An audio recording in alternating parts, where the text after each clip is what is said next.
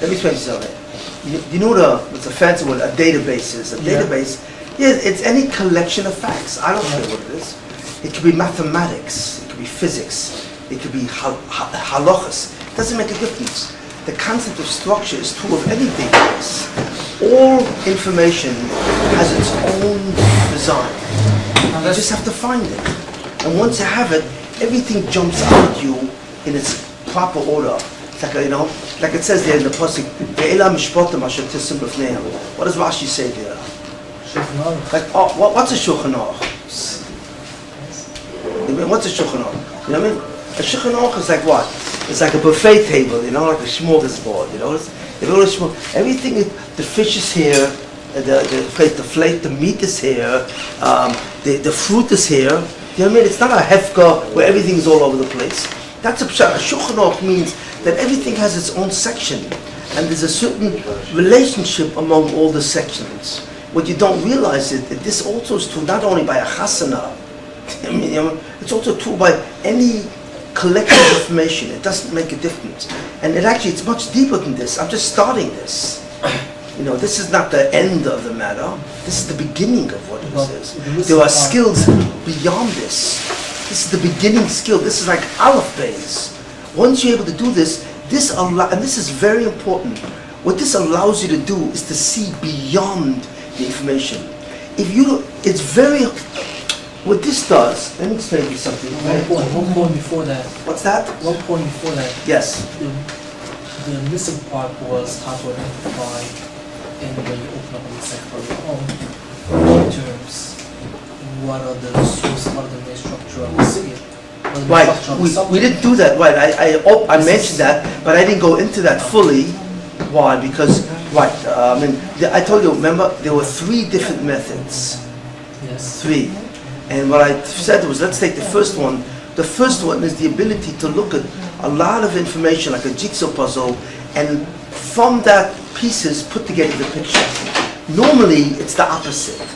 If you take a jigsaw puzzle, which is really a picture cut up into many pieces, normally what they give you on the box is the picture. That's what they give you. They give you the picture. Then you take the pieces and you try and do what the picture says. You know what I mean? But the question is this: what happens if you have the pieces and there's no picture? Right. There's a certain technique which allows you to put together information. When you say what is the technique, first you have to understand what a picture is. What happens in a picture? How does the information come together to form a picture? Once you have that understanding, you could begin to understand. For example, look at you. Do you ever do a jigsaw puzzle? Sure. Good. Let me say, when you take the pieces, let's say there are 100 pieces. What are the first pieces you look for? Corners and what else? Corners, yes. Corners and what else? All the edges. No, the edges. Now, why? Who told you to do that? Why? Ask yourself. How do you know that the first pieces you look for are the corners and the edges to make what's called a frame? Who told you? It's easier. It's easier to do those first. Why is it easier? Because you know where they belong. What's that? You have to look for it. You know it's the right way. I know there is parts or ends. Have a similar way it belongs. It's not only where you know where it starts and where it ends, but it's not only that. What it gives you is a frame of reference, like a map.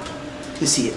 The corners is the whole thing, but the corners also begin to show you, the full location and the main, the main. It's like a skeleton.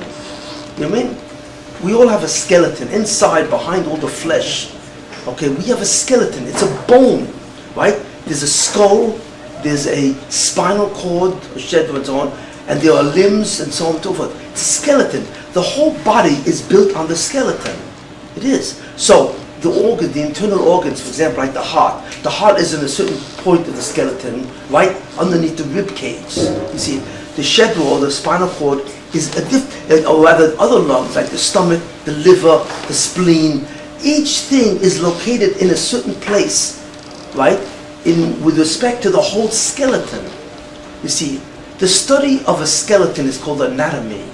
The study of where is the thing is called anatomy. and so on. So all information has anatomy. What you're doing when you locate these pieces, and so you're developing the anatomy. You're looking at the skeleton, except the skeleton is internal.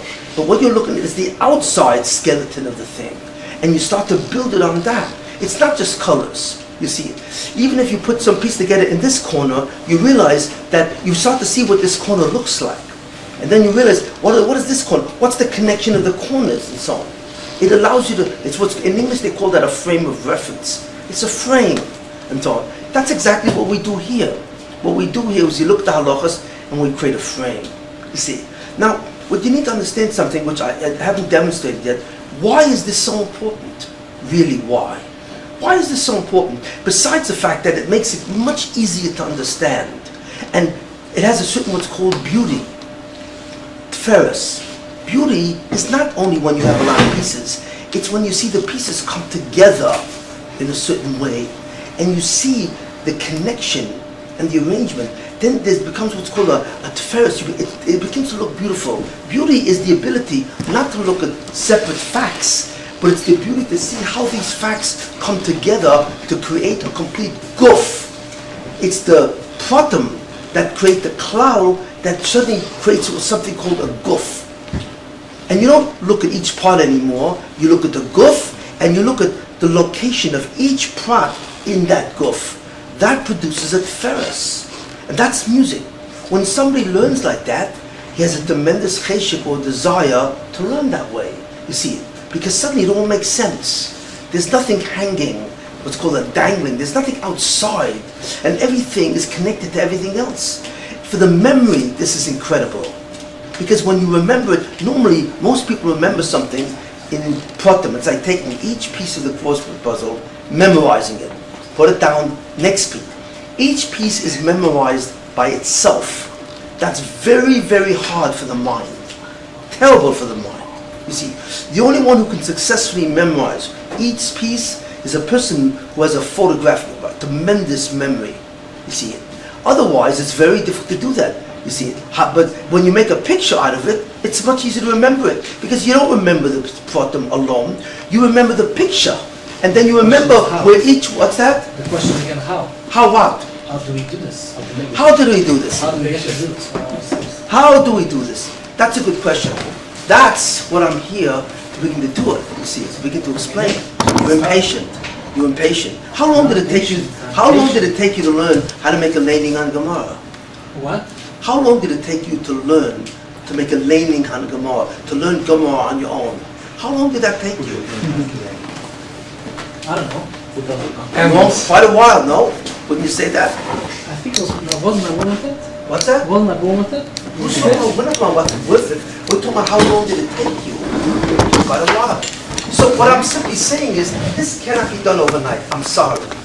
I understand. I would like to. So basically, I want to know the scheme of what's going to be done for the long Each while. week we're going to see something. But you have to understand something. The ability to structure is only one skill. You see, you're going to understand that there are other skills and so on. So what I'm going to do tonight, okay?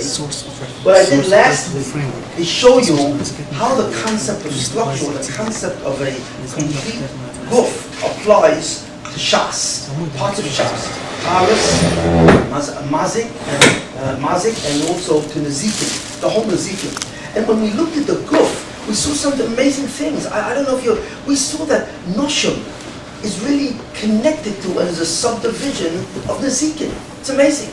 And we saw that even Brachas is a subdivision of Nezikin. We started seeing connections that we never saw before. We never realized that. What does that allow us to do? What it allows us to do is something very important.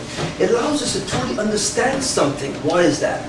Because if I understand that Noshim, the relationship that I have with a wife, okay, or and so on and so forth, is a certain type of relationship that a person has with an object, then it allows me to do something important. I can compare the two. Otherwise, I would never compare it. I would say, what? Noshim is Noshim, and Nezik is Nezik. What do two have to do with each other? But the truth is, once I really understand is that what we really talk about is a concept of a bilis, a relationship, which changes depending on the hefza. You know, if it's an object, a metalton, or is it karka, or is it an eved, or is it a wife, or whatever have you, we begin to realize that there's a slot that they all fit together, and I begin to say, wait a minute, 1 second. If the whole thing about a woman, the whole thing about a wife, is a kind of a bias, then we start to ask questions. So then, why is it, for example, why is it that I need certain type, why these kinyanim, and not other kinyanim? For example, what is the bias when it comes to Nisha that I don't have? Why is it that I can mafka an object, but I can't mafka a woman? Why not? You see, you would never ask those questions even. To you, there's a kasav. This is what the Barisham said. But it's possible to understand this once you start to see how it's all connected. You see, you understand? Then you can begin to compare, and through what's called the comparative analysis, understand the reason why there's such halachas. Otherwise, it's impossible. The comparison allows you to see the reason for halachas. Normally, you never deal with reasons. In your mind, it's all exersa kasev. But there are reasons that reveal themselves in the structure. We can see, wait, if this type of bias has this kind of bechina property, and this bias has this, oh, now I understand why this is true. Why, you know, if, for example, if Ishus has this kind of a bias, you see, and let's say real estate has this kind, now, and I understand the difference in the bias, I then can maybe begin to understand why they have different kinyanim. And then I begin to understand what a kinyan is, and how a kinyan changes depending on the bias or depending on the object. Otherwise, you have no way to know this. All you can do is simply say, it changes. Mazel tov. But you'll never understand how, because there's no basis of comparison. You see what I'm saying? That's chokhmah. What chokhmah does, and and maybe you've never heard this in your life. I'm sorry for that. But the bottom line is what chokhmah does is, chokhmah wants you to understand one goal. You see, what is the goal of chokhmah? What is the goal of chokhmah? All chokhmah. What do you think? Unity. What? Unity. Yeah. Why? What do you want to understand in chokhmah? It's not simply collecting information. What do you want to understand in chokhmah? Why something is true? Why is it that to stop the relationship to a woman, you have to give a get? Whereas to stop the relationship to an object, it's hefka. Why? This why is not in your domain. You have no shaykhs to why. Why? Because everything is a separate piece. You know, like for example, if you have a jigsaw puzzle, I would say, why is this piece over here? Why is it in the northeast corner, if I may? Why is it here? Why? So you'd say, because I saw you this. It's here. No, it's not that simple. Because that piece does something to the picture where the main, and this piece does here. The location of each piece has a reason for it. But if you don't see the picture, you can't understand at all why. Because each fact lives on its own. You see what I'm saying? And that's the difference. And then once you see it, you start to compare. You can actually get down to the point of understanding why. I'm saying this because I want to take the goal of chokhmah. It lies in one word. I'm going to write that word. It's the single most important word in the human mind in terms of chokhmah. You don't know the word? I don't think so. You got the word, Sully? Do you know the word? Why? Yeah, but there's a word, and I want to explain what that is. So let me just erase this board here, and I'm going to put the word down. And this is the ultimate goal. It is an impossible goal for everyone unless something like this has been done. So let me put it down. I'm going to erase this, okay?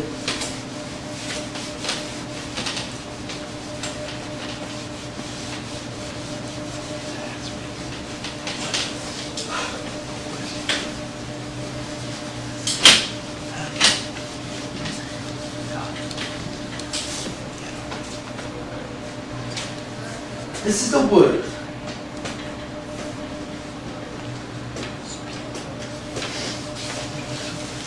Explanation. Explain what? To explain why does this have this nekuda or property or bechina? Why does this have this? Explain it. So you would say, I don't know why. Everything is separate. Everything has its own. But no. Chokhmah attempts not only to collect information.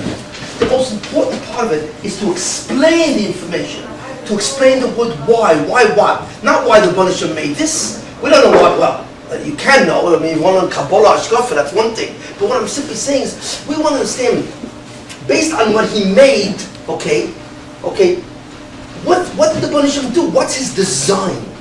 What is he doing? you have to understand something, okay? If you take a radio, okay, you look into a radio, okay, you'll see, like the old-time radios used to have what they called it. There's wires, there's what's called resistors, capacitors. There's different kind of, now we have transistors, we have chips, what I'm talking. When an engineer designs a radio, every chelik, every piece in that radio is there for a reason. There's no such thing that an engineer says, I'm going to just throw this in because I feel like it. There's no such thing. There's not one piece in that radio that's not there to serve the purpose of the whole radio. That's the concept of design. That's chokhmah. So when you come along and you say, why did the engineer put this in? He'll tell you why. He'll say, because I need this thing to do this and that so that this works. He has a hezbollah. He has an understanding and a reason for every chelikum there. You think it's less with the Banashon? Chas v'shon? What? You think it's less with the Torah? Every halacha, for example, in Hilchos Eruvin, okay? Even Chazal's, because Chazal always were goyzer kein deraises and so on. Every halacha that Chazal has a reason, and it fits into something. It's not, a mikveh, it's not random. But you have no way to answer that question. Why? Because you don't know any engineering for the radio, but you don't know. But once you understand the facts and how they're connected and what each thing does and how each thing affects the other thing, you can answer why everything is in a radio. You see what I'm saying? That's chokhmah.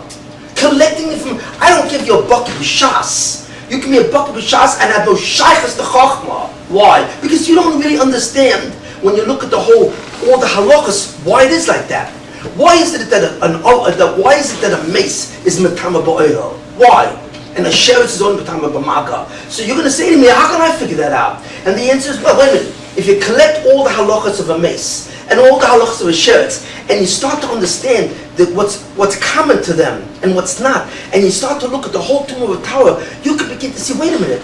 The ability to metama ba'oil has to do with this specific inyan. So you have what the inyan is. You understand what the principle is. The principle is that governs the type of vehicle that a mess has, as opposed to a mitzvah or a sheretz. You see. But the only way you can do that is when you take the information and you put it together so that you can compare it. That's what's going on. So the key to Chochmah's explanation. This is very rarely achieved. Most you people, all people, Klal Yisrael for the last 2,000 years has not been over on this. It's been over on what did the guy say? What did he say? How we should understand what Rashi, Pshat, Rashi, Tosfos, Mashal. How we understand what they're talking about? But that's not Chokhmah. Chokhmah is not addressed to understand what someone's talking about. Chokhmah wants to understand is once I understand what the facts are, the halachas are. Why is it like this? Why did the Baruch Hashem put 30? Why is that each melacha and Shabbos has these specific features? Why? Okay, I'm going to go further. I just want to again give you what's called an overview. Where am I going with this? Where am I going? And that's the important point. That's what Chokhmah does. Chokhmah attempts to understand explanation. Now, the ability to take information or facts and put it together in a structure is a skill. It's a skill. You see, it's a much more difficult skill than driving a car. It is, I'm sorry. It's a little more difficult than riding a bike. That's true. But it's a skill. How long does it take for a person to become a computer programmer? That's a skill. You see. And I wish I can give it to you, okay, in 3 things. I know you're impatient, but it's impossible. You see it. Because the problem is that this skill is not easy. Why? Because it requires, I'm sorry, I don't want to pick on you, I'm just simply saying. I see you're disturbed because you want to know. Chokhmah requires patience. Patience. Requires a lot of patience because Chokhmah involves building. It takes a while to build, and it takes patience. And this is what the thing is and so on. So, and this is the concept and so on. Okay, now, these are all skills. Unfortunately, skills take time. This is not simply facts. I can get up here and I can give you a shiur. That's not a problem. Okay, but to give you a skill.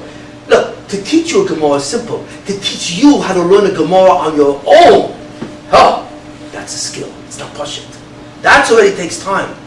Because I have to give you the ability, okay? Your brain has to get used to all the elements that it takes to learn the Gemara. It has to know the language, the terminology. It has to understand how a shackle of a carrier moves, you know what I mean? It has to be able to read a sentence, which is a half sentence and a bridge sentence, you know what I mean? It takes a lot of different skills. There's no way to do it. But the point is that when you want to make sure that when you get to learn the skill, you learn it in the way that's like music. It's just beautiful and you want to do it. You see it. So the skill has to be done correctly. Okay.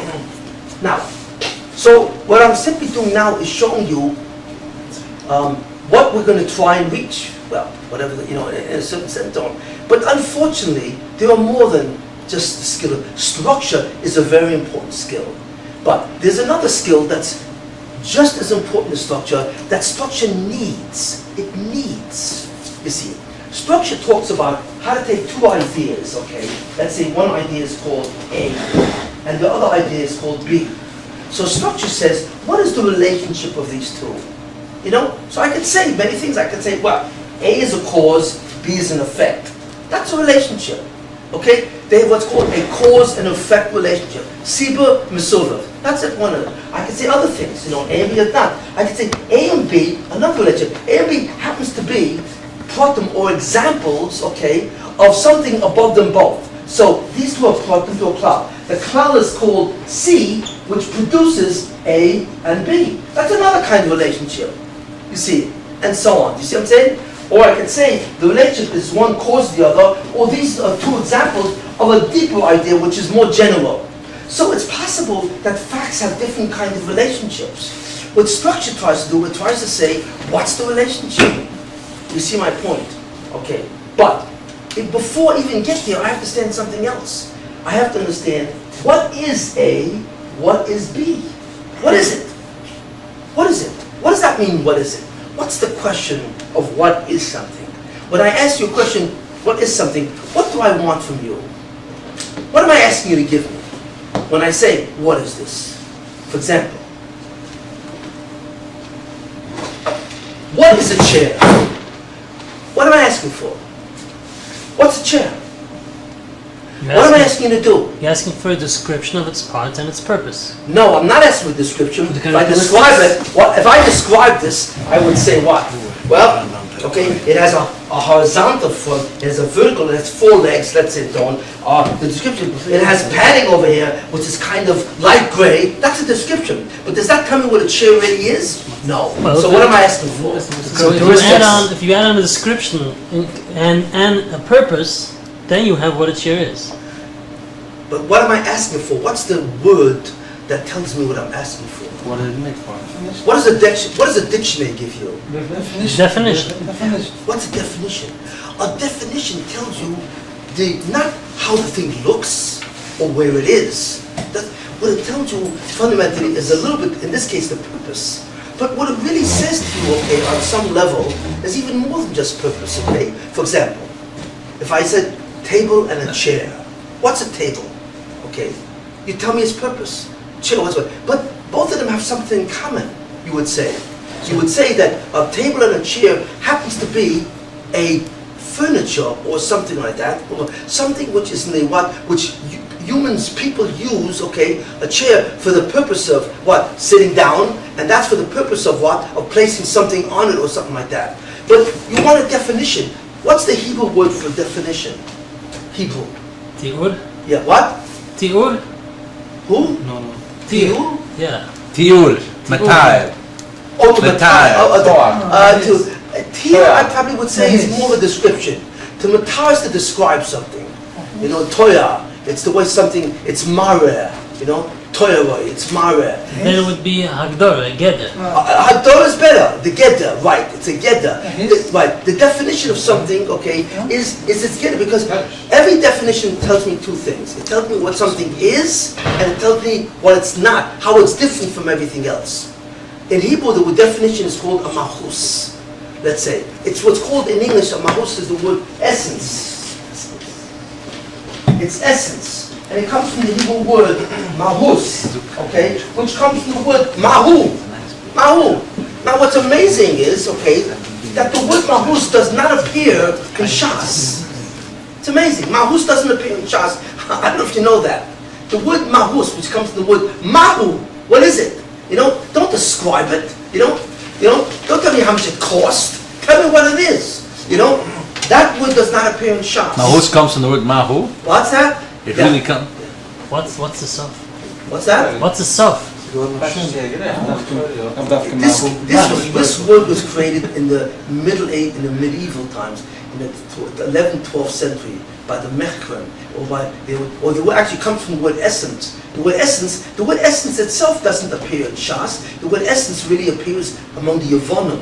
Remember it says, Im Tomi yesh chochma b'goyim kamen? Well, the Yevonim, the Greeks, what they did was they studied the inyanim, all the bechinos of chochma. That's it. They were tremendous chachamim, to such an extent that even the Tanoim recognized that. Yesh chochma b'goyim. So what the... I understand. Isn't mahus a description of its parts? It can't No. be anything more than that? It's a description of the most important part. So that if I take away that part, the thing is no longer what it is. So it is in essence a description of its But essential in part. essence, it is the most important part. And that part is called the definition, as opposed to a description. Yeah, I see what you're saying in that sense. Okay, but so the essence is the part which tells you what it is. You see it. Like, for example, if I said to you, give me the definition or the definition, what is a man? What is a person? Give me a definition for a person. Bal chai, that's a medaber. What's that? A bal chai, that's a medaber. Good. Okay. Or you could say a Baal Chai, which is Medaba, or Baal Chai, which is thinks. Yeah, good. You see. In English, what the English is that the word to think is called rational. So man is called a rational, okay, being, in this case a rational animal. A cow cannot really think, a man can't. So that's what they say. How do you want to play with that? But you're right. Once I say that, you understand what a person is. Why? Because you understand what he's similar to. A person is similar to an animal, right? He's alive, okay? He has a goof, and so on and so forth. He has senses, he can see, hear, like and so on. But a man has something that an animal doesn't have. So the animal part tells me what it's connected to or similar to. The rational tells me, but this animal thinks. It thinks. Suddenly I understand what a person is, as opposed to everything else out there. That's a definition. So here's the problem. The problem is when you learn a certain halacha, for example, okay? What I want an A. What's the definition of this? What is it? So to make a definition, what you're going to do is you're going to create what's called, you're going to try and understand, some of it's in Hebrew called its bechinas, or in English that's called properties. What does it own? What are the things about it that's very important? For example, okay, the most important thing of a person is that he has to be able to think. What happens if you have one person that has one arm and the other one has two arms? One of them, a person is missing a limb. Does he become ois mensch? Would you say he's no longer a person? What? No, he's still a person. So you see, very interesting. Just because we have limbs, that's not part of the definition of a person. The ikar part that you have to have is this. It's the fachshava. So there are certain bechinas, okay, or properties. Shall I use the Hebrew word or the English word? What are you more comfortable with? Both. Bechinas. 2 days before Rosh Hashanah, we want to talk about bechinas. Okay, so we'll use the word bechinas. We'll use the word bechina. But I have a strange idea that the manager has a simcha, no matter what word you use, as long as you understand what he's doing. But that's all right. I'll play along with you guys. So, we have certain bechinas, okay? There are certain bechinas which tell you what it is, and if it doesn't have that, it's ois, it's gone. So the most important bechina, so a bechina is divided into what's called the main bechina. That's called an essential, okay, bechina, the main bechina, which tells you its essence, its mahus. And then it can have certain bechinas, okay, which are not that critical. They're important, but they don't make the person ois chefza, you see. What does bechina mean in English? So that's called a non-essential thing. Okay. So we see that when we describe something, we want to try and understand the one nakuda. We want to understand the one nakuda that makes it to be what it is. That makes it different from everything else. Now, here, watch. How do we apply this to Torah? Simple. Somebody give me a definition of Shabbos.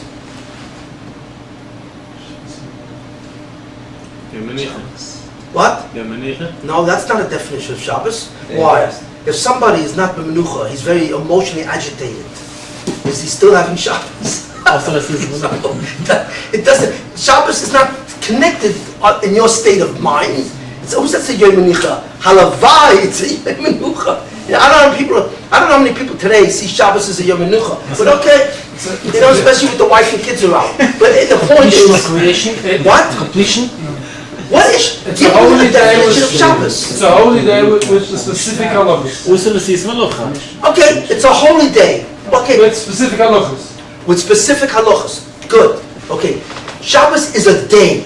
It's a day. It's a zman. It's a time. Right. That's its essence. It's a time. No, it's not an object. It's not an object. It's not a chefza, right? It's not a person. Shabbos is a zman. It's a time. That tells me right away what that thing is, okay? Now, that's not enough. It's a time that that has certain halachas. Okay, that's not bad. Okay, what? Oh, it has certain halachas. So what he's one is saying, it has certain bechinas. Good. Okay. Right. Now we got a problem because Yontif has the same definition. It's a certain zman that has certain halachas. Good. So obviously, we're not close enough. It's still too general because it includes Yontif also. You see, so we have to separate Shabbos from Yontif. What kind of halachas does Shabbos have? Also. Shabbos is a zman, a day, okay, that because of a certain shefa that exists in that day, it is fundamentally, it's known how? By what halachas? What's the essential halachas of Shabbos? It's a cool. Now, don't forget about what the concept of what Shabbos. Therefore, is a day, a zman, okay, that has a certain shefa. There's a certain energy of koyach in that day, which come out. The English word is manifest. It's motto. It comes out, what, or rather, it demands, or it expects or demands certain types of halachas which have to do with let's say with what? If you look at all the malachas, what's common about all of them? What's the essence of all the malachas of Shabbos? Not to act like a regular day. Not that what? Shav Yeah, but if you but I just no. Refrain from We're not skilled enough to give definitions. Right. This is very. You just said it's very. Not that you're not skilled enough. No, it's not that. It's not that you're not skilled. Well, you're right. My apologies. We got it on you. We got it. Give us some more time. I think we can do it. He still didn't say how different the Yom Tov. Well, for Sunday, they're struggling with Shabbos. They're struggling with Shabbos. But you see, how many people have learned Shabbos? Basically. I'm Mr. Bura, Shulchan Aruch, all of you. Basically, it's all. Yet you all struggle in trying to explain to me. Let's say, for example, a guy comes over to you and he says, "What's Shabbos?" But this guy is a big chacham, and he really wants to know it. And so, what are you going to say to him? Shabbos is what? It's a day that I don't come at work. Okay, what? It's a day I come home and my family bothers me. What? What is it? So you want to give him a definition, but why? It's hard to do because you don't think in those terms. But the problem is that you have to start to develop the ability to understand what is, and in English is what is the concept, or in English the famous word is it's what's called an entity. An entity is a metzius. What is the entity called Shabbos? So the first thing what you said, Shabbos is a day, it's a zman. It's not a day, it's a zman, it's a time. What is the difference between entity and property? An entity, no, it's a very good thing. An entity, no, that's an excellent question. An entity is the thing itself. The property is a bechina of that. Sub-category. What? He meant to ask what's the difference between essence No, and it's the way entity. something Essence behaves. entity is also true. What is the difference? He wanted to ask entity and essence. That's what he wanted to ask. Entity in essence, an entity is the object. The chair is the entity. The essence is what it is. When you're saying it's a Zman of the day, what are you trying to... There's a difference, because a day is only one type of Zman. You have a week, you have a month, you have a year, okay? It's a Shabbos is not, it happens to come out a day, but the main thing about it, it's a certain type of a Zman, a certain type of a time, okay? How big that time is not critical. That's not the critical thing of Shabbos, but it's a certain type of time that expresses itself in certain types of malachas, or an issa of malacha. You see what I'm saying? What makes us think You know? that it's a Zman and not a day? What's that? What makes us think that it's a Zman and not a day? Because it happens the time that it takes is a day. But really, what the Metzias of it, the entity of Shabbos, it's a Zman, it's a time. How long the time is a separate issue, you know? How long it is. Well, it's a day, it's an hour. It's an hour. An hour is also time. What's that? What? You should know that 2 shiurim ago you explained the difference between Yom Choel and Chalamoid and Yom Tov, and I went home, I was very besimcha because I told my wife, she's a Satmar, I never understood Chof Aleph Kislev. You know what Chof Aleph Kislev is? You don't know what it is, but I never knew what Chof Aleph Kislev is. Till I found out it's a Yom Choel that has an Inyan. And that's how I put it together. I know what Chof Aleph Kislev is. I never figured it out. It's a Yom Tov, it's a Yom Choel, it's a Chalamoid. You get my gist. Chof Aleph Kislev is a shtickle holiday. I never understood it. But it helped you. It did? Because you think in a much clearer way. So one of the things that we have to learn, okay, and I have to teach you this, is how do we create a definition? Because you have to say, a definition allows you to understand something precisely. Mamash, you know, what's the word? B'diuk. The more something is understood, b'diuk, the greater your understanding of it, you know? It is, you understand? So that's why we all try and understand the mahus of something, all of us. How do you understand the mahus? By seeing what's the bechina that it has, that if it misses this, it's ois. It's ois. It's no longer the yemtis. If a person uses his ability to think, I'm not talking about a shayta. A shayta can think, but his thinking is a bit strange. But suddenly, if you have a person who suddenly, a person is, he's born without an ability, without what's called the cortex. He can't think. He has no shaykhs to thinking. He's not called a person. How? He can't think. Then You can't do it. He's a person. he can't besides that. You know? But that's not come out possible. You know, retarded people can think, just can think much slower. Good. Okay, we understand this. So therefore, part of our ability to structure, also we have to have the ability to understand what is A, was idos. Before I answer myself, what's the connection or the relationship or the yachas between A and B? First I have to understand what's A, what's B, as best as I can. Precisely. Let's try something precision. easier. What's that? Let's try something easier than Shabbos.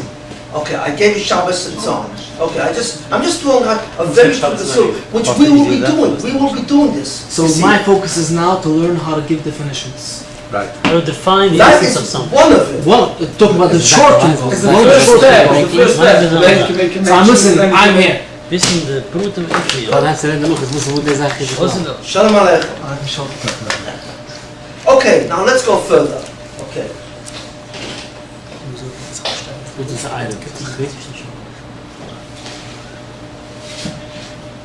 Let's go to the next idea. These are certain understandings that they have. These are hakdamas that you normally don't think about, but they're hakdamas. Now, let's go, okay, to a Mishnah. Let's go to the concept of a Mishnah. Okay. I don't know if you realize it or not, but when you look at a Mishnah, okay, every Indian, every Mishnah focuses on a certain type of an Indian. It does. It has a certain meaning. The question is, can you identify that Indian? In English, that Indian is called a theme. In English, okay? It's a theme.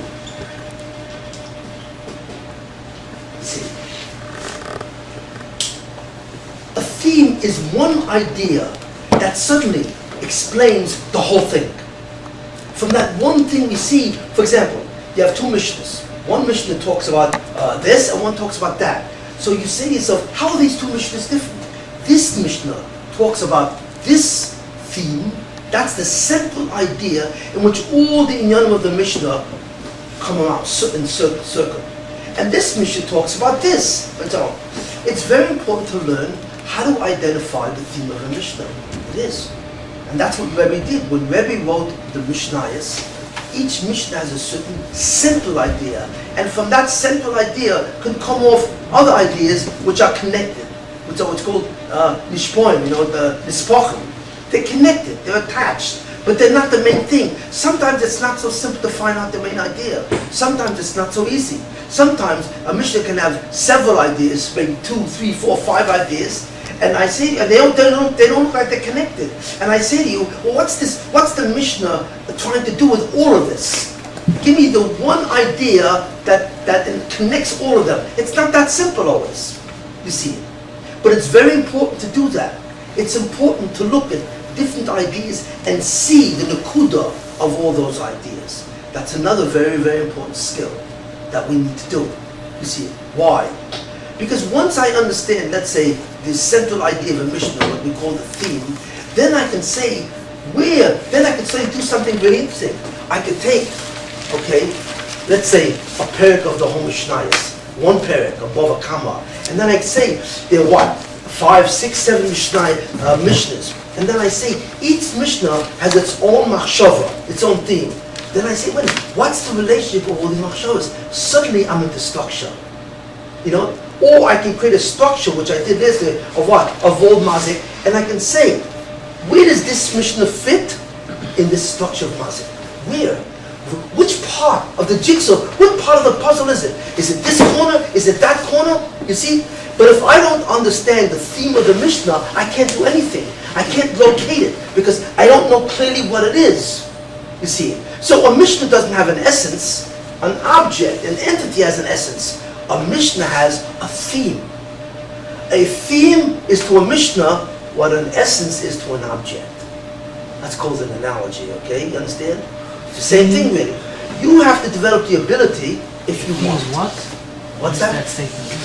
A theme is to a Mishnah. A theme is to a Mishnah like an essence, or no. Since before Rosh Hashanah. A mahus is to a chefs or double. A theme is to a Mishnah because the theme tells you the central, the merkaz. The Tachana Merkazi, right? Right? It's the central bus station. The theme tells you the merkaz of the Mishnah, and that's like the mahus tells you the merkaz of a chefza. So that's called an analogy. So we need to have two relationships, a thing to Mishnah and a mahus to a chefetz. They're very similar. This is called an analogy. You're comparing, the relationship of two ideas to the relationship to two other ideas. You see, this is all machshava. So when we define the theme of a Mishnah, we need to have the essence of the theme, just like we need to have the essence of a chayvetz? No. Once you understand the theme of a Mishnah, you got the Mishnah. You understand. But we don't need to define the essence of the theme? You need to. The theme has. You need to say it. The theme is a sentence. So if the sentence needs to reflect the reality of that theme. Watch. Yeah. I'm trying to do something up here. What's the theme of what I'm trying to do? In this class, what am I trying to do? Give me a theme. Somebody describe to me what I'm trying to do. So you could say, well, what he's trying to do is, first of all, he's trying to put together a blackboard. That's good. But is that the theme of why I'm here? No. Something else he's trying to do, he's trying to show us how good this pen is, and he's drawing on it. No, that's not my theme, okay? The theme is what? Another thing, the theme is, I'm bored at home, so I feel like coming to Boropark talking about Yakov. Is that a theme? No. So, another theme is that, I'm not getting along with my wife, so I come in, I schmooze, that's another part. But these are not the themes of what I'm here. What is the theme of why I'm here? Think of it. But you know what? I want it in one sentence. I don't want a paragraph. I don't want a whole paragraph. I want one amira of why I'm here. To what? How to learn and remember Gemara. So the first thing I'm here is to what? The first thing. Teaching. Teach. Stop. I'm here to teach. Now the kash is, wait a minute. If I'm here to teach, somebody is teaching them. So what's the difference now between me as a teacher and someone else? So now you have to teach what? What am I trying to teach? Skills. What? Skills? Skills. Now, so there's a guy out there who teaches you how to drive. So your definition, I'm a teacher of skills, you know something? But that also includes what? The driving school. You know, you see what I'm doing? Thinking skills. Oh, what's that? Thinking skills. Oh, better. Thinking what? skills. Much better. Right. So suddenly you understand, I'm a teacher of thinking skills. Good. That's totally different than anyone else. It's different than what? Malamed was teaching Gemara. What? It's You're also teaching thinking skills. what's that? Malam is also teaching thinking skills. No. A Malamed doesn't teach it. That's why you're all here. If he taught you thinking skills, trust me, I wouldn't have to flatbush the Boropark. No, a Malamed does. What does a Malamed teach? Next to the Malam. What's that makes? No, what does a Malamed teach? When I don't know you if he fundamentally a Malamed How to teach- point the finger on the Gemara. You know something sad but true? It's the kalamas. But the question is, what is a Malamed? What is a Malamed teach? Supposed to teach. Okay. What is he trying to teach?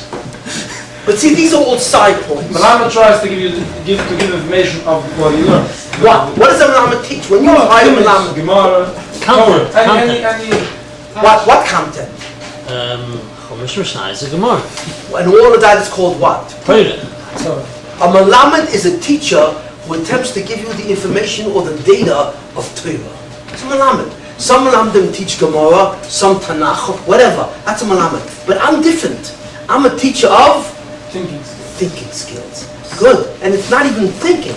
It's thinking skills. That's even noch better. Now you're saying what you are, not what you're here for. So that would be the chayfetz, not the being. You're right. You're right. Okay. We're going to go on. Now, everything I've said now, okay, is necessary.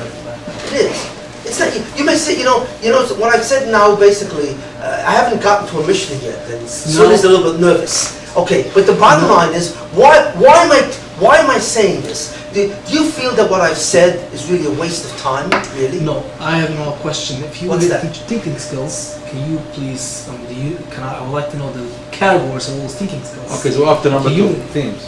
Themes.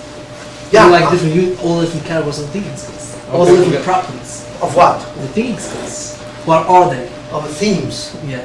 Good, we're going to do that now. Okay, fine. That's, So we're yeah. on the But same page. before I could do that, I need to explain to you the concept of the makers of a Mishnah is its theme. Yeah. The makers of an object is its mahus. And I explain to you the relationship of this to the concept of what? To the concept of structure. Before you can understand how two things connect, you have to first understand what are they. Now this sounds simple. It's like that, well, why don't I know this? Well, you do know it up to a point, but nobody thinks in that direction. And because you don't think in that direction, you don't have clarity. Okay, so let's move on.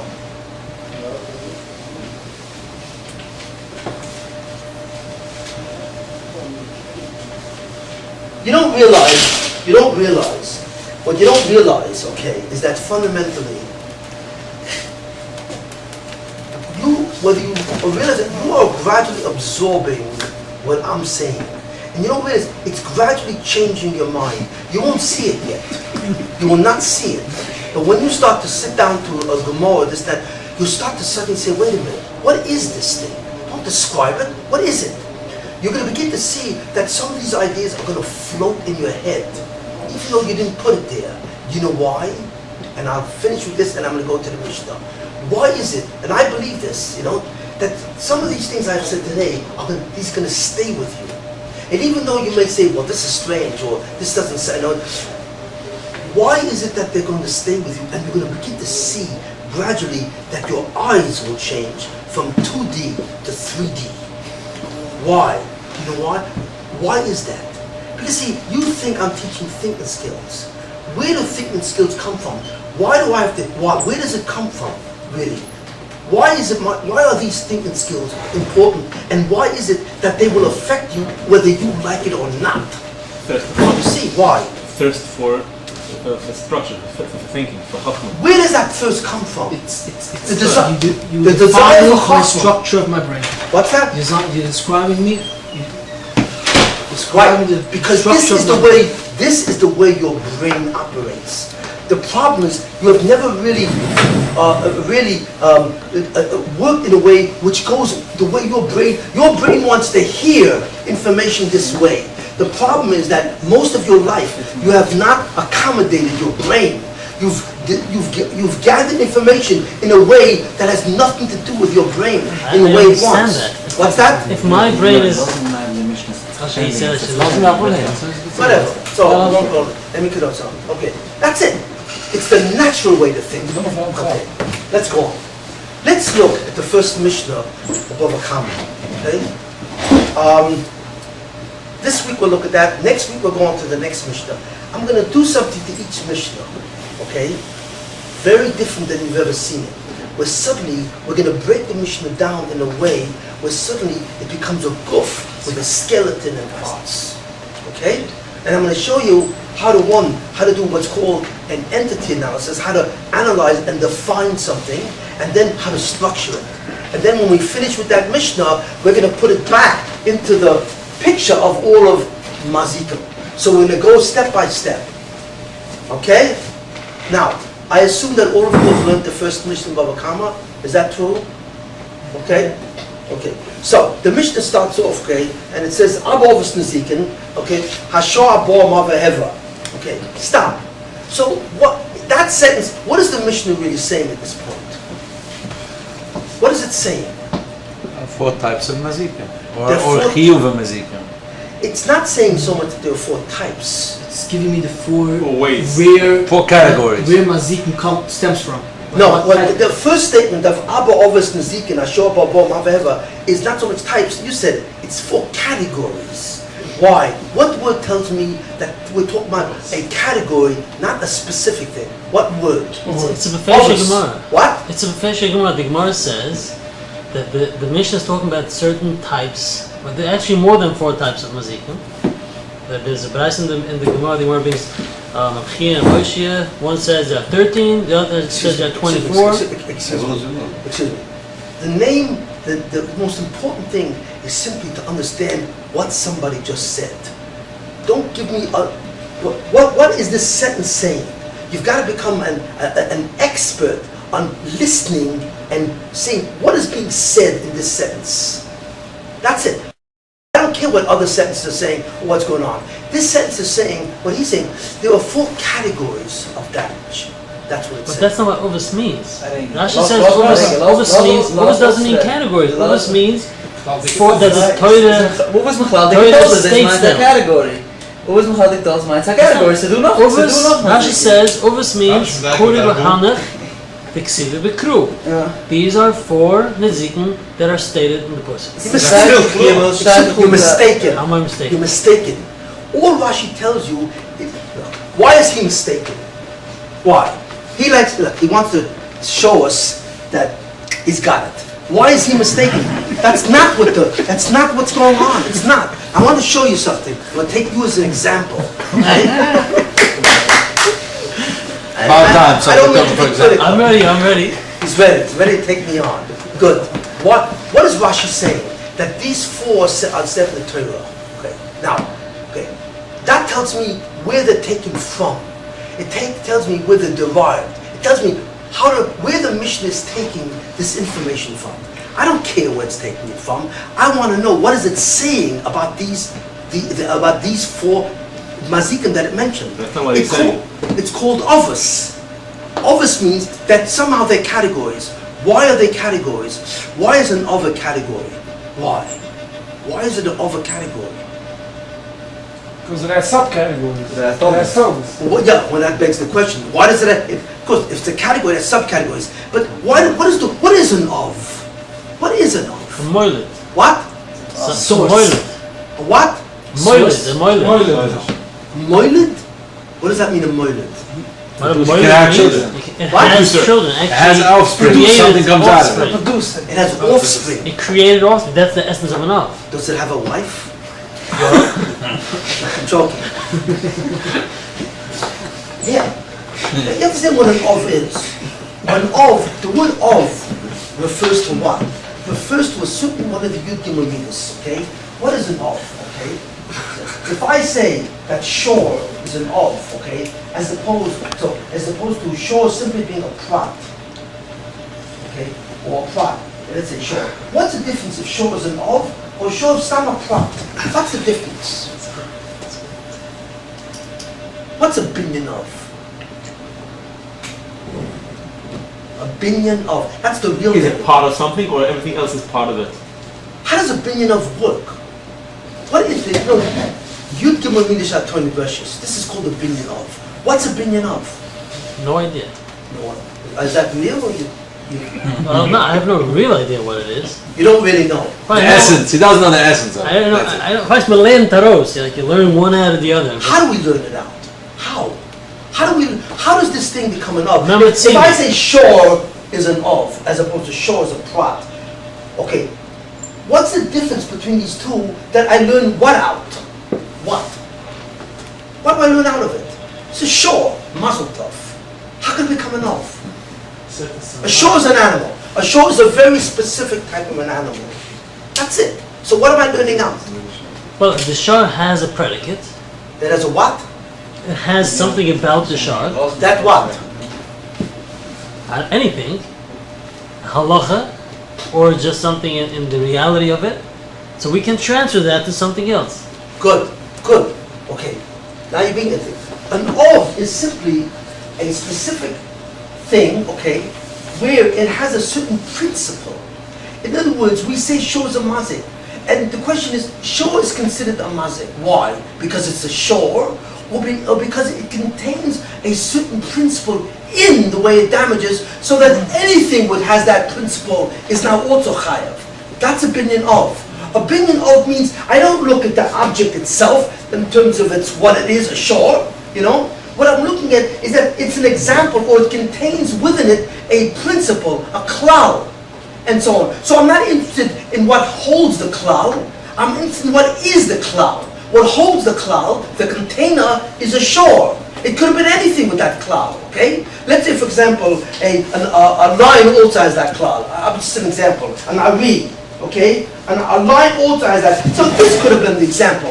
The essence of an of is that the example contains within it a cloud, and it's the cloud which is the halacha, not the container.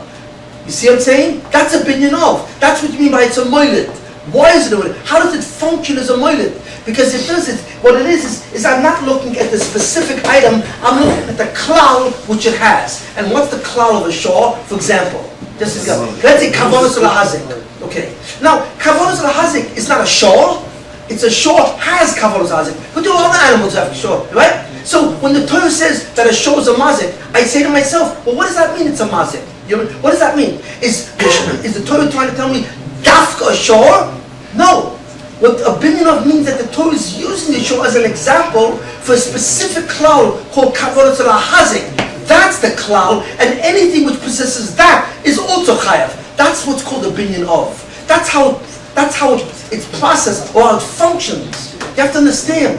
So when the Mishnah says Abba of Mazikin, the Mishnah is saying is there are 4 binyonei of when it comes to a mazik.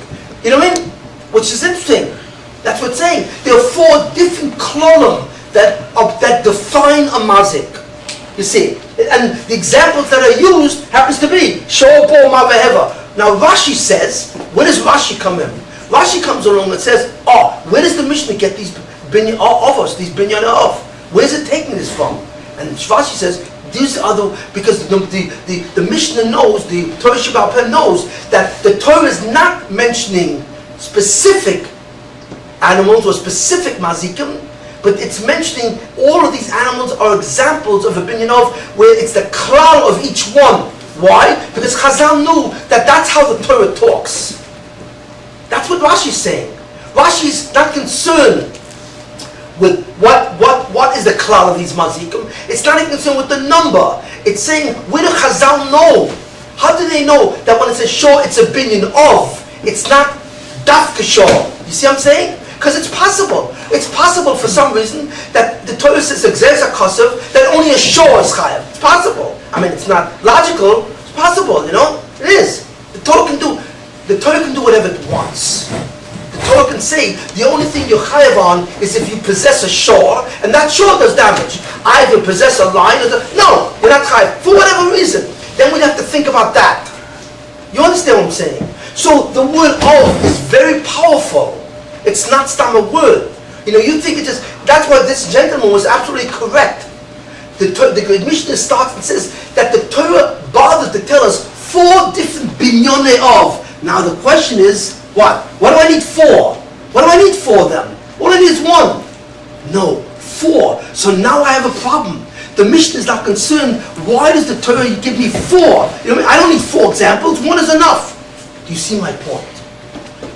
Why would the Torah give me 4 binyone of, where I can learn out from each one? It's not pashut. That's the immediate question. When you look at the Torah, that's the first question you have. What do I need 4 different binyone of? Well, 1 of them would suffice. Or whatever have you. So, now we come to the second part of the Mishnah. What's the whole purpose? You know the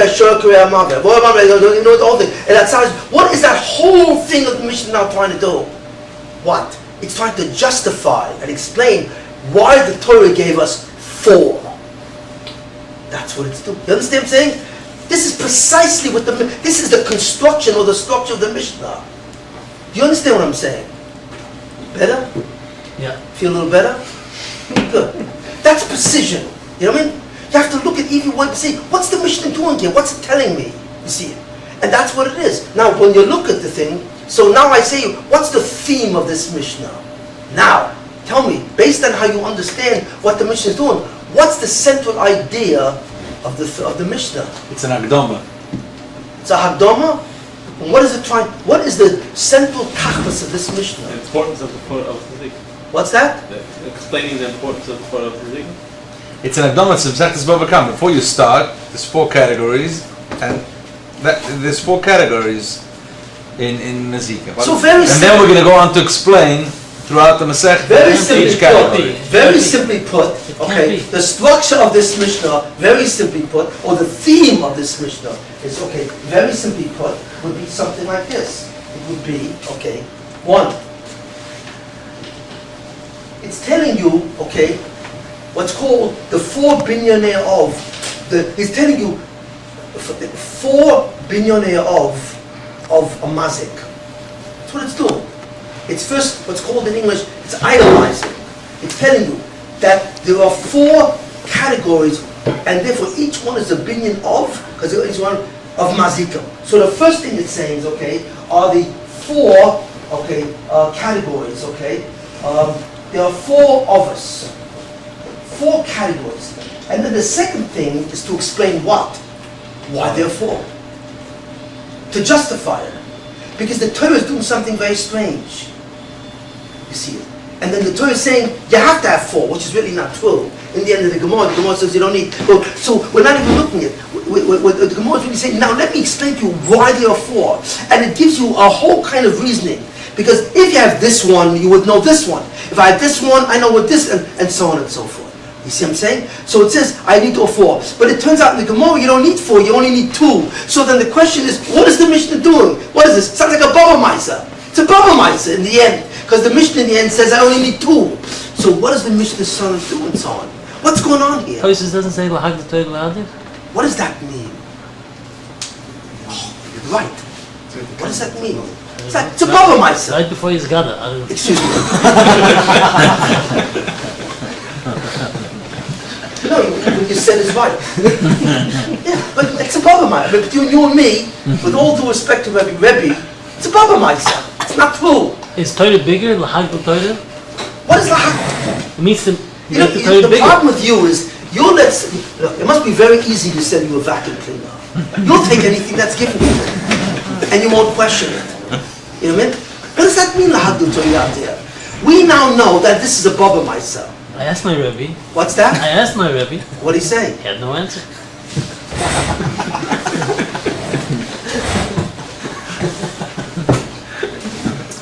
Now, let's look at something. Now let's look at another critical concept, okay? Okay. And then it says in the end, what? It says the third thing, okay, is that what is your responsibility for mazik? Okay. What does it say? Okay. It says that if any of these mazikim do what they're supposed to do, how does that affect the Baal? It affects him how? Shmirus nelecha. Right. So what the Mishnah is now saying, that each one of these things, okay, is the same in the sense that what all of these four do is place a chiyuv on the Baal. Okay. So what we see is that there are certain types of chafetzim, okay, and it's not chafetzim, okay, that require, that place a chiyuv on the Baal, okay, and that chiyuv is a chiyuv of shmira. That's what it says. Why? Because these four categories have the ability to damage. Yeah, look, a chair is not a mazik, can damage, right? It's like a borscht, it can. So it's all about, there are certain types of things that you own that can damage. And if you own one of these things, one of these four, then suddenly something new exists. Your bias creates a chiyuv of shmira. Your bias creates a chiyuv of shmira. In those objects which are mazikim. It's a very specific thing, you see. Now, what's the theme of the Mishnah? The fundamental theme of the Mishnah, okay, in a simple way, okay, is to itemize or tell you, right, the major categories of mazik, okay, number one, and it then attempts and mazik and what it does to you, but and to justify what's called the limud of that, the way the Torah presents it. Now, there's a famous word, you don't know this word, okay? The Torah Shebe'al Peh is learned from the Torah Shebeksav by certain klolim. It's called the Yud Gimel Midas, okay? It's called Yud Gimel Midas, you know?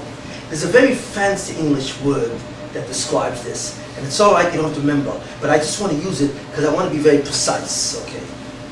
Yud Gimel Midas are certain techniques that Chazal used to extract halachas from the Torah. They are extraction principles. Okay, you know what I mean? So, a great deal of the Mishnah is devoted to simply justifying how we extracted this from the Torah. You see? So one of the main themes is it's an analysis of the extraction. Very rarely does a Mishnah do this. A Mishnah is not concerned with how you take really. That's usually a Gemara. The Gemara always says Minolah. The Mishnah doesn't deal with the Minolah. It doesn't really do that. But this Mishnah, for some reason, okay, simply says, you know something, let me justify how we extract. So this is called the extraction. Half the Mishnah therefore is concerned with what's called the extraction, okay, the extraction presentation. How did we extract this information from the Torah? So most of the Mishnah not only tells you the four of us, it not only tells you therefore how it affects you, but it now tells you the extraction presentation. How do we extract this? And it justifies that. That's the whole Mishnah. Now, you want to say a theme? Yeah, the theme is three separate issues, right? In that sense, you know? But fundamentally, the Mishnah is doing these four things. Well, you're hot. There's another one. 1 second. What? The Tzad HaShavah at the end of the Mishnah. That's his called extraction presentation. No, that's the Harai. That's the connection to the Baal. The Harai is No, that's Tzad HaShavah the extraction. presentation. But that's Tzad At the end of the HaShavah. Mishnah, there's a Tzad The HaShavah. Chiv Shmir is from the That's Tzad the HaShavah. what's affected to the Baal. Chiv Shmir, weißt du von der Tzad HaShavah? Das ist der. No? No, he has a certain point. What it does is, he has a point. I'm sorry, he's right. In that sense, I just moved very fast now, and so on, but it's right. The Mishnah first starts to think there are four categories, and then in the end it's saying that the cloud that all four of these have is really the same. That it's really called, they're all mazikim. That's the principle. You know, that's the principle. That in the end, when it says Atzal HaShava, Atzal HaShava Subehem is what? That they're all mazikim. So in the end, it turns out, okay, a very critical thing. Okay, what? It tells you the structure of the binyan of. Why? Look, okay, a shore, okay? Now, a shore is first of all a shore. A shore is a shore. That's number one. It's a certain type of, number two, it has kavonosoi lahazik. That's a second thing, but that's unique to a shore, or unique. Then there's a third thing that happens to be what? It's darkon lahazik. Okay, so each one of these, okay, so the question, when I see a shore in the Torah, the question is, why is it chayav? Is it chayav because it's a shore? In that case, it's not a binyan of. But I said, no, it's not chayav because it's a shore. It's chayav because it has kavod zahazik. Oh, now, once I have that, I have a more general cloud, and now I can include other animals that are kavod zahazik. But the Mishnah says, that's also not the reason why it's chayav. In the end, the reason why it's chayav is because it's darkon hazik. It's a mazik. That's it. So now I can include many, many more things. So what the Mishnah is in essence is saying is, whether it's shor, bor, maver, or hever, maver, all of them, okay, or hever, when it comes out, each one has a specific prat principle, okay? But in the end, the reason why you're chayav is for the third reason. All of them are mazikim. They're all dark and hazik, which means that they are equal binyonei of. Because it means that what's machayev the binyan of is focused on its third principle, which is dark hazik. And therefore all four have the same third principle. So all of them are identical binyonei of. That's why the Mishnah has such a major problem now to explain, so what was the extraction? What do we need four of them for? In the end, the whole purpose, really the central theme of this Mishnah is to really masbir the Torah, to justify the Torah, really in the end. And that's really what it is. The truth is, the purpose of the Mishnah is not to tell us the four categories. It's not. Because in the end, the categories don't mean anything. In the end, they're all the same. The distinction or the difference doesn't mean anything. They're all the same. So what we really see that the theme of the Mishnah is really to tell you fundamentally one idea. That the Torah asid a mazik, okay? And then to explain to you why you took four different binyonei of to come down to the one principle which are the same.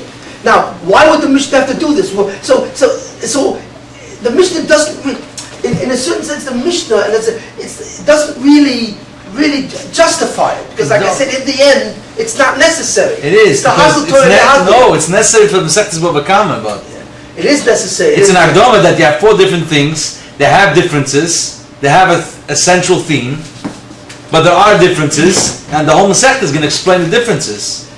Yes. No? Yeah. What does the Gemara say in the end? That is, each one has a certain gzeres akosiv. So the binyan of is not on their cloud. For that you only need two of them. But the binyan of is on the gzeres of each one. Like what he called shame, regel, bor. Each one has a gzeres akosiv attached to it that you wouldn't know. So each one is now a binyan of for something that's not included in any of the others. That's how the Gemara ends in the end on. The question is, and what's very hard to answer and so on, is why did Rabbi go through his entire, why he danced on the getanzen of them chasana to create, that's a shayla on Rabbi, it's not question. Why did he do this? Why didn't he simply say, you have what he called, you have shor and bor, and gendik, and that's the end of it, you know what I mean? And say that this is, and say simply that the Torah gave us four because each one has its own gzeres akasav. He doesn't even mention this. He doesn't even tell you what the gzeres akasav. It's a tremendous shayla on what Rebbe is doing, And the answer is the Had Torah Yadir, which is not easy to understand. It is not easy to understand because at the end the Mishnah is a fiction. You know what a fiction means? Compromise in the end. Now, what did Rebbe do? It's not easy. But I'm not so much concerned with why he did it. What's he doing? What he's really doing is trying to explain why the Torah gives us four different binyan of, and he creates his own chasana to explain this. Lahal answers us why Rabbi did it write the mission this way. Yeah, this form. Yeah. The shaylas have to understand what Lahal Torah Yadol means. You see, but when you look at the theme really in the end is to explain why there are really four binyan of. That's really what Rebbe is trying to do. It's what we call this, the extraction presentation. That's the main focus. That's the primary theme of the Mishnah, in a certain sense. You see it. The first theme or so is to explain, okay, the concept of a mazik, okay, and the concept that if you have a mazik, you have to be there's shmira. But in the end, most of the Mishnah is really about creating what's called an extraction presentation, justifying why the Torah wrote 4 binyanim, without even giving us the reasoning in the end. You see. Now, one more thing I want to do, and I want to look at the logic that he gives us. Forget, okay, that's what he's trying to do, okay. But I want to do something here which is important.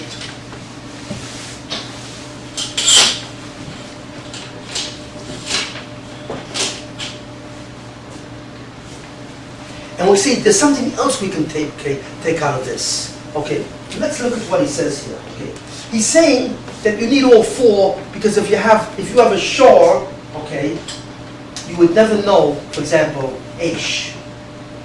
And if you had Aish, you would never know Bor. Why not?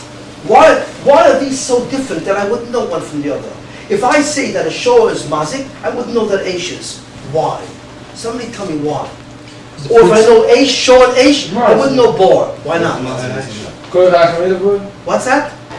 Different characteristics. What's different between a shor and an Aish? And an Aish and a Bor? Kavanos l'hazik. No. Show is kavanos l'hazik. Look what the Mishnah says. I mean, look what the Mishnah says. Let's take one at a time. Okay, those are Bali Ruach. But they both have in common. I'm not gonna distinguish it at this point right now. We're gonna simply say this is something which has Ruach Chaim. Both, sure. Whether it's a Maveh, it doesn't make a difference. What about Aish? Aish has no Ruach Chaim. So, what is it? So what's the problem? I would think that if the Torah only said something which has Ruach Chaim is Chayav, I would never think that something that doesn't have it. Why not? Why not? I asked my Rabbi. It's not so common to be magic. Your Rebbe's getting a very bad rap over there. Is there a logical answer? Don't tell me his name because Mamash Lashon Hara. Is there a logical answer to this? What's that? Is there a logical answer why Ruach Chaim would rather be Chayav than something that doesn't have a Ruach Chaim? Sure there's an It's answer. not so old to be Why? magic. What's that? What would be the reason? I'm going to give you what I think is the answer. Yeah, you're in luck. Yeah, I have that question for more than 13 years. God, Mamash, your Yeshua is tonight. I think. Now, if the Torah says that Ruachayim is Chayav, I would never think that Aish is Chayav. Why not? The answer is simple. Okay, very simple. Okay. The whole thing of a mazik is the whole thing which is Machayav a person, Shmira. Right? Shmira, okay. So the question now is simply this. I don't care how something damages. The question is, how hard is it for me to be shomer on it? That's the thing. You know? Because let's say it's impossible to watch this, then it would be an einus.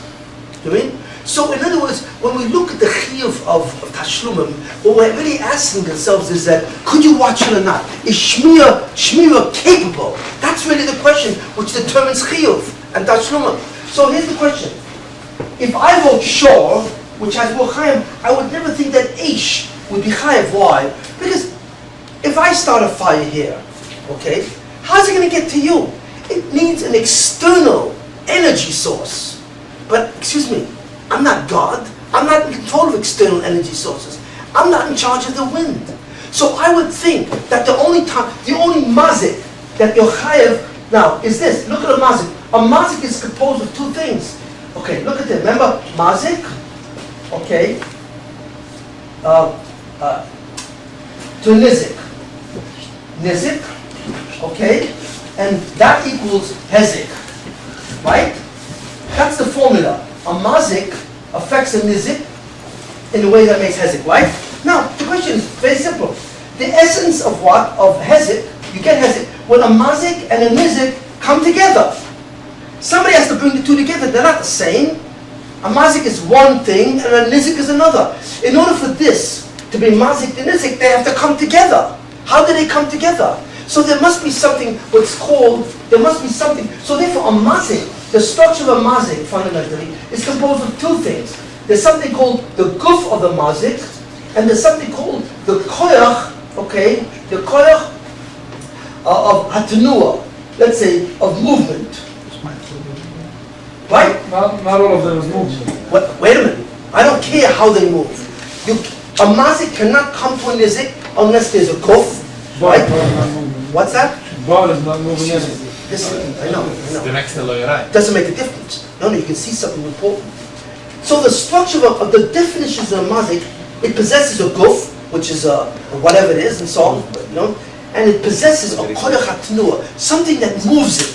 Okay, so what Chazal is simply saying is this affects shmira. Why? Because if the Torah only wrote shor, a shor is an animal that has both inside the shor. So there's a shmira on the guf and there's a shmira on the koyach hatnua. A man can watch both because both are contained in the same item. But an Aish, man, all he does is create the guf of the mazik. He has no shaykhs to the tenua because the tenua is ruach. Ruach, I don't control the wind. So I would think, what? That if the Torah had written shor, it only says that you're responsible for shmira if the guf and the koyach tenua are in your control. But in the case of an Aish, I would think that the Torah is saying because the ruach is not in your control, you're potter. Right, that's why. Because in the case of an Aish, okay, a shor has both elements, an Aish only has one of those elements. It only has the guf. It doesn't have the opposite way. Shor is more of a mazik because it contains the mobility in it. Shor is more of a mazik. It's not. The Aish would be less of a mazik. The Aish would be less of a mazik. Because Shor is even less than a mazik. The mobility ascends from both to Shor. It ascends from both to Aish and from Aish to Shor. Eve Shmira is größer auf Shor. Let's put it this way. Easier.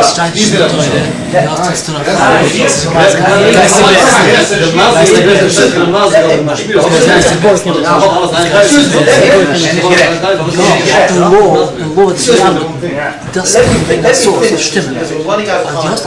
guys, let me finish this. We're running out of time. I want to get this on. The question here, the only time you're chayav, the chiv is shmira. When are you chayav? When you didn't do your shmira. So the fundamental, basic, what called criteria of chiv, or the critical thing, is simply with respect to shmira, can you shame it or not? If you can watch it, you're chayav. If it's impossible to watch it, you're potter. So it all depends if shmira is possible. No. Either you're amazing or you're not possible. It's not possible. You don't have to go so far. If the Torah is said in such a shmira, it was no different shmira. Shor is more mazik because it contains the mobility in it. Aish is less. That's why you be positive. The issue then why is Aish better than Bar? Let me finish, please. The issue is not more of a mazik or less. The inyan is shmira. You're forgetting. The chiyuv of the Torah is to watch it. I don't care how. Look, fire is more damaging than a shor. Much more damaging. That's all. The question is not how the magnitude or the kamas, how big the mazik is. You know, the question is shmira. What ties you to a chiyuv tashlumim is shmira. Did you watch it or not? That's all it is. I don't care of the power of the thing to be mazik. You understand? So therefore, that's the question. When you look at these things with respect to shmira, what he's saying, the Mishnah is saying, if shor is with the Torah, I would think that the shmira is easier on a shor, which has both elements, than on Aish, which only has one of the elements, which is the guf. The other element which moves it is outside of the Aish, and therefore that's part of the world. You don't control the wind. So therefore the chiddush is that Aish is also chayav. Why? Because if it's a ruach mitzuya, in a chanam, I don't care if you control the energy of the thing, it doesn't make a difference. But if the energy is available, the mitzuya means it's frequent and it's incredibly shayach, then you have to expect that the energy is going to come to it, even if it's outside the thing, which is going to come from the Bonisha, or what he called the world. So the chiddush is that you still, the shmir of an Aish is still in your hand. You can still watch it. In the case of a ruach mitzuya, but the Mishnah is murder. If it's a ruach she'eina mitzuya, it's impossible. Why? Because the energy is outside. In the case of a shor, the energy is always Mitsuya. Oh, it's in the shore. It's always there. So you can watch it. In the case of Eish, it's not there at all. But if it's something which statistically is probable, it's as if it was there. But the next Kiddush, so the next Kiddush is the Torah says, Shor and Eish, you wouldn't know bor. Why? Because why? Because what's the good? You have the goof of the bor. The goof of the bor is the whole. What's the energy of the bor? What? No energy. No. The nizik. The nizik. What brings the shidduch? It's a shidduch.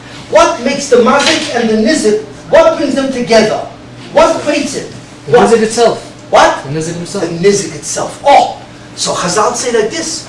So therefore, I would think that with Shor and Eish, you're chayav taka when the mazik, when you control the guf and you control the koyach hatanua because it's mitsuya. But in both cases, the energy goes into the mazik. But what happens if it goes into the nizik? I can't control the nizik. I don't even know who the guy is. So how am I responsible? I made the ball, so the guf hamazik is there. You mean the energy that brings the shidduch to the mazik and the nizik? What do I have to do with this? This is the nizik himself. Oh, that's the chiddush. The chiddush is that even though the energy is not there, and even though the energy is in the nizik himself, so you could say, let the nizik, that's his fault. Let him watch where he's going. I build a ball, fine. That's it. If the energy is the nizik, that means that the nizik contributed to the hezek. He's a shuttif in the hezek. So therefore, let him be chayv. Let him think, I'm part from Shmira, right? Because he fell into the ball. He's an idiot. He wasn't watching where he's going. So what do you want from me? So the Chazal, so the Torah is saying, no, even in the case where the energy, the structure of a mazik is these two, even in the case where the energy is in the nizik himself, you have no kind to say, let the nizik be chayav. The Torah still says, you're still chayav. You still say, why? Because it's in Rosh Hashanah. You know what I mean? People in Rosh Hashanah don't walk in Rosh Hashanah looking for boris. It's not mitsuya. That the shmir of a nizik, look, everybody watches himself, right? If it snows and there's ice on the street, right? Ice. You watch yourself, right? You don't run across ice, right? That's, you do. You know, a nizik usually watches himself. But in the case of a boar, in a public, a man walks. There's no ice, there's nothing. It's a normal thing, right? He's not going to be watching for boris or takolas. So the chiddush of the Torah is that you're chayav, even though the nizik supplied the energy to meet the mazik. Usually the mazik meets the nizik. In this case, the nizik meets the mazik, and you're still chayav. Stop. Wait. You see? So the chiddush of this is that because the Mishnah is talking about the structure. The structure of a mazik is guf and the koyach hatanua. You see? That's what it is. That's what a mazik is composed of. That's what he's constructed of. So the chiddush of the Torah is that even though the koyach hatanua is further and further away from the mazik, you see, even by a ball where the koyach hatanua is in the nizik, you're still chayav. It still has a shmira, because in Rosh Hashanah we don't expect a person to watch where he's going. That's all. You understand something? You can argue with this from today to tomorrow, but that's what the Mishnah is saying. That's what it's saying. It's saying v'lo ish. You know, it's saying this. That's the lashon of it. Look what it says. V'lo zeva yesha heish b'ramah chayim, right? Which is right. Kare ish ebo chayim. What do you mean with ebo chayim? It means it doesn't have an internal energy that moves it. Ebo chayim. Why? What? I don't care if it's living or it's dead. Ruach chayim. What ruach chayim means? Koyach hatanua. That's what it means. And then it says. What does it mean, leilech? It means it has both the guf and the energy to do it. The mazik goes to the nizik. Shadakan, it goes to the nizik. Kirei habor, right?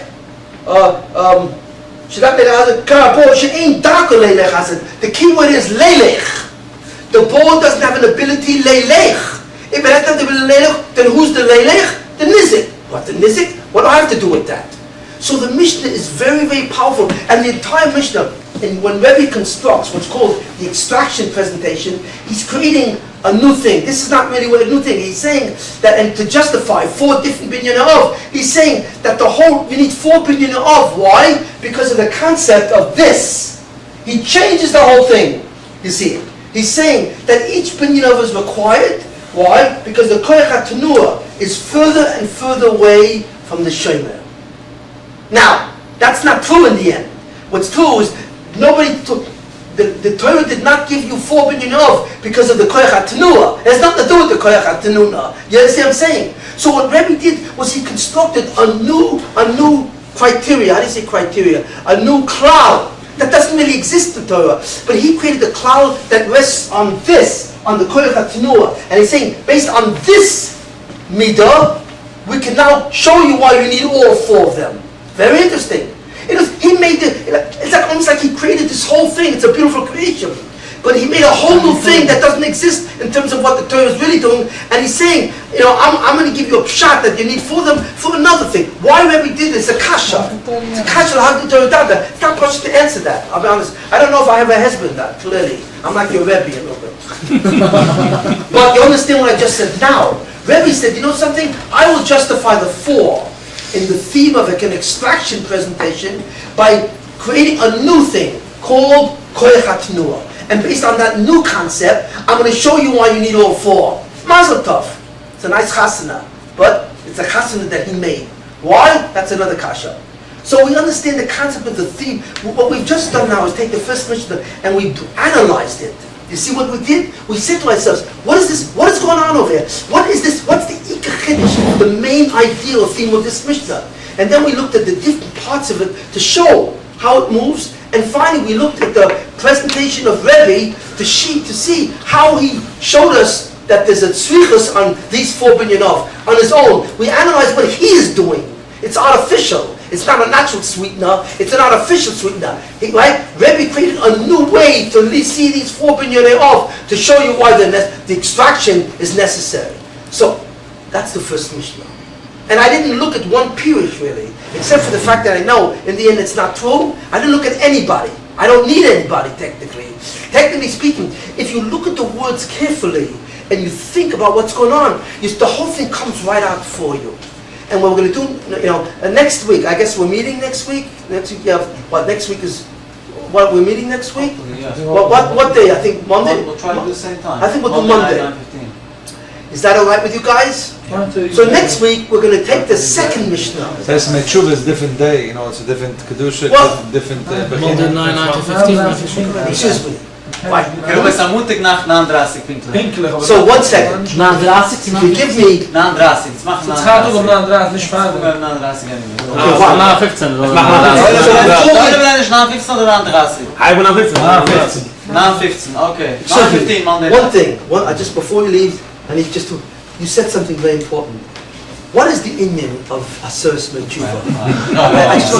I didn't mean it. No, this is very important. No, I know you didn't mean it.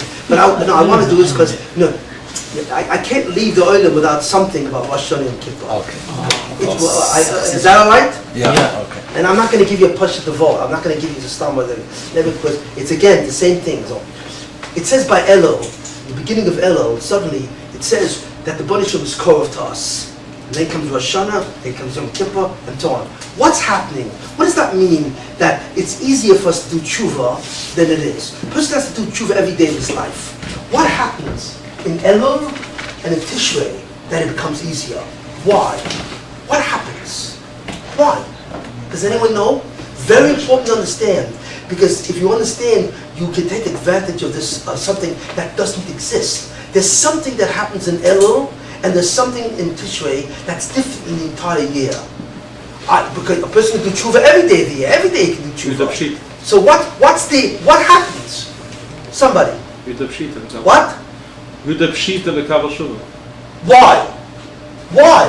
My kasha is why? What happens that it becomes easier? Why? Does anyone know? You know anyone?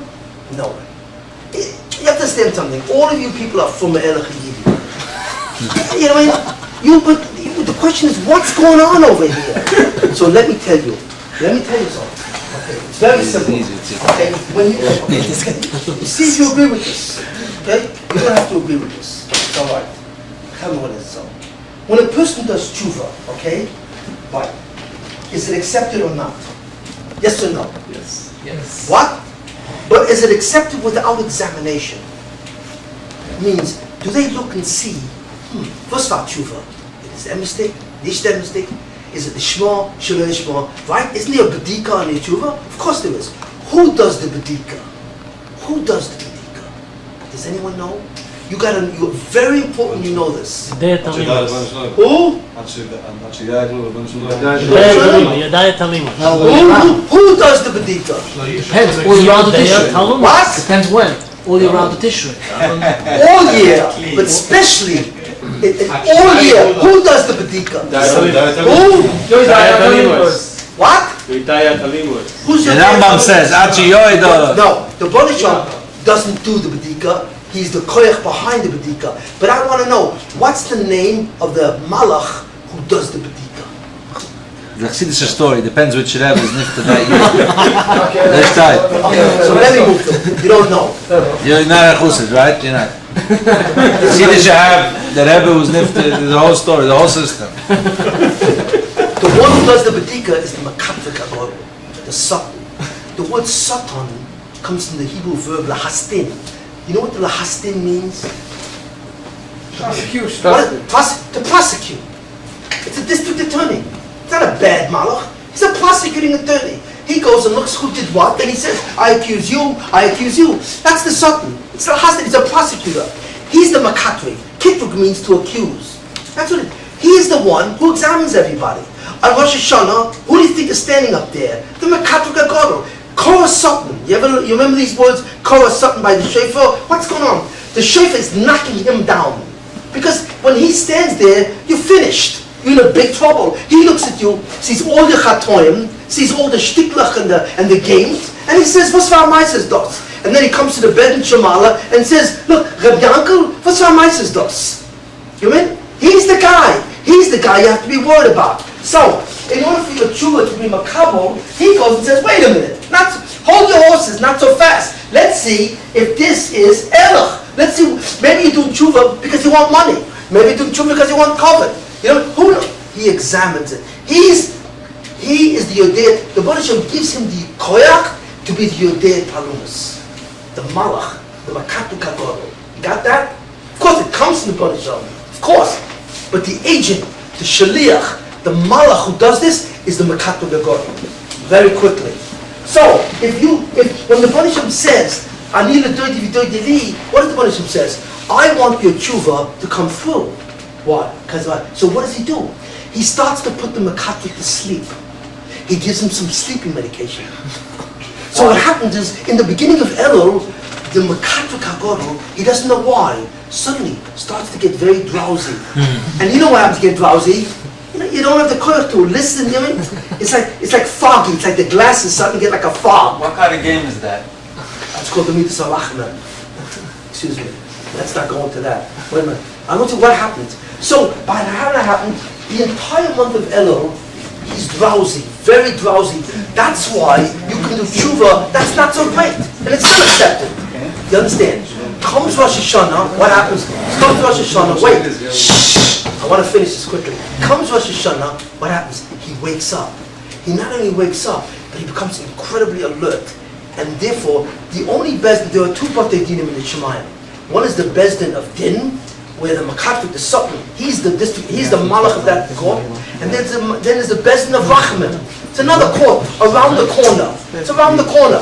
So what happens is, for the entire month of Elul, what happens is the bezdin of din, which is of the mitzvah din. Okay, he's getting fog. He's fogging out, so he doesn't see clearly. So when you do tshuva and it's not that good, it's still accepted until Rosh Hashanah. Suddenly, someone gives him a clap and he wakes up and says, "Oh, what happened over here?" And suddenly he starts to look at everyone closely.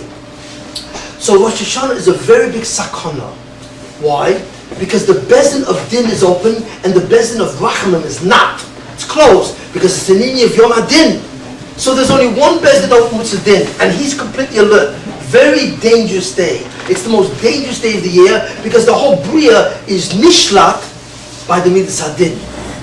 You see it. So what protects us? The shofar. The shofar. In the source of the Akedis Yitzchok, the shofar protects us against, that's why it says Korah Sutton. The shofar protects us against straight din. Now, right after Rosh Hashanah, what happens? He starts to fall asleep again. Oh, so Asos B'Tshuva is even better. It's even better than Elul. Why? Because on Rosh Hashanah they already said to a person, you know something? You're going to get a patch. Not good. We don't like what's going on. Okay. So suddenly he falls asleep more, so that after, once they what's called they convicted you, okay, they don't. It becomes the makati becomes much weaker. So suddenly your tshuva works much better until Yom Kippur. What happens on Yom Kippur? With Yom Kippur, the Satan completely falls asleep. Completely. He's out like a light. And the only thing that's showing it is the Bezin of Rachamim. That's why Yom Kippur is so powerful, because there is no din at all on Yom Kippur. At all. That's why the Torah says, take advantage. Because during the year, the Makatrik is awake, and he examines the tshuva. But Elul, he's foggy, he's like drowsy. On Rosh Hashanah he becomes awake, but on Asos Tshuva until Yom Kippur, okay, he starts to fall asleep, and on Yom Kippur, he's out like a light. Nobody is looking at your tshuva. So, and by Ne'ilah, why is Ne'ilah so powerful? Because at the end of Ne'ilah, he wakes up again. That's why Ne'ilah is so powerful. Because once he wakes up, then your tshuva is examined closely, and you know what I mean.